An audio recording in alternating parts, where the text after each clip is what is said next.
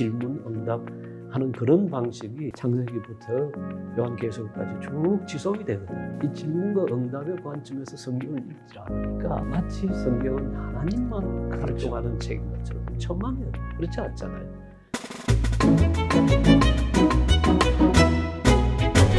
지금 교수님 말씀을 듣고 보니까 한편에서는 그냥 이렇게 해서 정리해버리는 경우도 많거든요. 교회 안에서. 인간은 죄인이야. 더 이상 그래서 인간에 대해서는 얘기하지 마.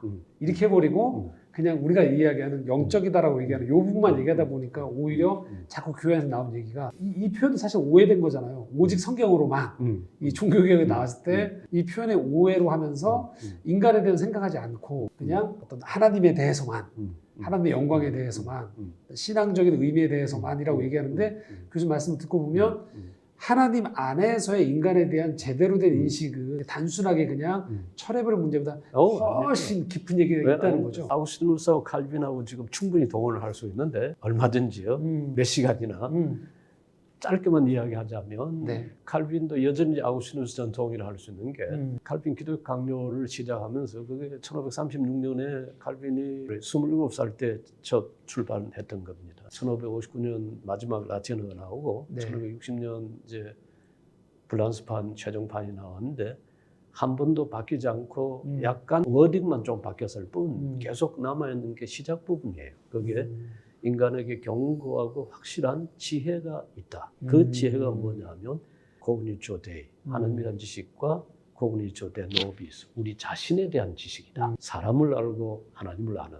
이번 학기에 제가 한동대에서 칼빈 기독교 강요 그 불란서 불어 초판 가지고 한 학기 처음부터 끝까지 다 다루었는데요.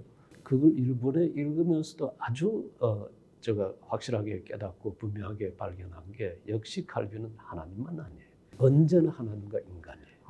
왜냐하면 하나님과 인간, 우리가 이스라엘 역사에 보듯이 내가 너희의 하나님이 되고 너희가 나의 백성이 되리라. 이 하나님과 백성 사이의 언약, 히브리 말로 버리트라고 하는 이 언약 관계가 그게 역시 칼빈의 신학에서 보면 아주 기본적인 토대로 작동하고 있고요. 그리고 하나님을 이야기할 때는 언제나 인간이 함께 이야기하고요. 인간을 이야기할 때는 언제나 하나님이 함께 이야기돼요.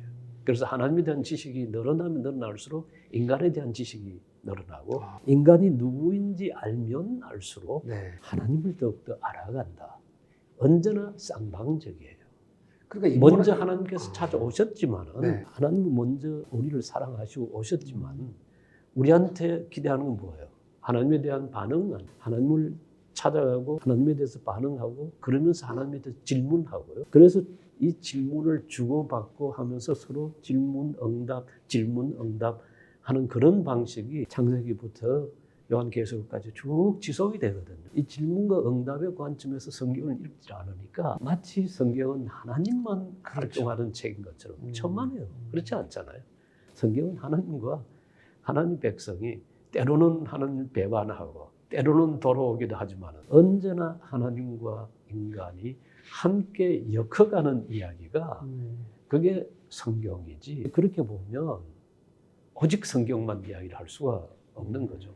오직 성경이라는 말, 솔라 스크립추라라고 나온 종교의 배경은 로마 카톨릭에서 구원의 출처를 교회와 그리고 교황권에 두기 때문에 거기에 대한 말하자면 일종의 리액션에 의해서 반동적으로 나온 거예요. 그 시대적인 맥락이 시대적 맥락이 있죠. 그건 난 옳다고 생각해요. 왜냐하면 교회와 교황에게 최종 권위가 있는 거 아니라 성경에 있고 성경에 있다는 말은 하나님께 최종 권위가 있다는 거거든요. 최종 오소리티 문제예요. 그런데 오소리티만 가지고 우리의 삶이 가능한 건 아니잖아요. 우리의 삶은 역시 우리의 삶이에요. 인간의 삶이에요. 하나님 말씀이 우리한테 주어진 것도 하나님이 우리의 하나님이 되고 우리는 하나님의 백성이 되기 위해서 하나님께서 우리에게 들려주시는 거예요. 거기에 반응하고 응답해야 될 건 우리 인간들이에요. 나는 그런 의미에서 인문학이라고 하는 것은 이런 응답의 방식이고 단순히 응답의 방식일 뿐만 아니라 질문의 방식이라고 생각돼요. 질문 없는 인문학은 있을 수가 없거든요. 또 다른 편을 보면 인문학은 하나의 또 우리가 하나님께 주신 또 하나님이 묻는 것에 대한 우리의 응답이기도 해요. 그러니까 이렇게 질문과 응답의 구조 속에서 활동할 수 있는 게 인문학인데 이게 우리 신앙생활도 마찬가지잖아요. 그렇죠. 창세기 딱 펼치면 하나님의 첫 번째 의뢰한 한 질문은 뭐예요? 아예카, 아담아, 네가 어디 있냐? 그 다음에 요한복음 복음서 시작 펼치면 그게 예수님의 첫 마디가 천국이 가까웠다가 아니고 공간복음과 달리 네가 무엇을 찾느냐? 네가 찾고 추구하고 욕망하고 네가 뭘 원하느냐? 애들 대답도 이제 그것도 가관이죠. 그래서 어디에 머무십니까?